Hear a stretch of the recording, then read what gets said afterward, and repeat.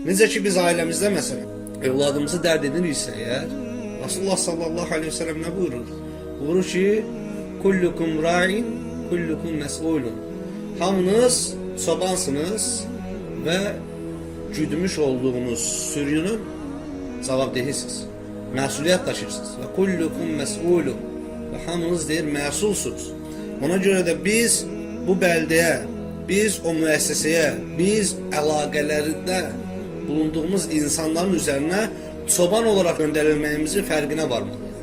Allah Azza və Cəllə məni onun üzərinə və yaxud da bu toplumun üzərinə, bu 5 nəfərin, 3 nəfərin üzərinə çoban olarak göndərdi və kullukum məs'ulun da elə mənim üzərimədir. Yəni ki, mən məsulam, mən cavab verəcəm.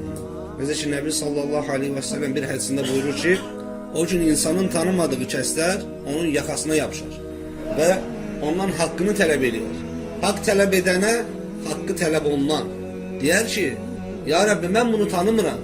O deyər ki, o yalan söylüyor. O məni bir münkər üzərində gördü, lakin bunu düzəltmir. Nə əli ilə, nə dili ilə. Qəlbdə buğz eləmək nə var ki, imanın ən aşağı nöqtəsidir. Qəlbdə buğz olunsaydı fironlar, elə firon olaraq da qalardı. Qəlbdə buğz olunsaydı zülmün qarşısını kim alar? Musalar da qəlblərində buğz eləyərdilər. Yəni məsələ odur ki, hər şeyi qəlbə buğz anda salmaq lazımdır.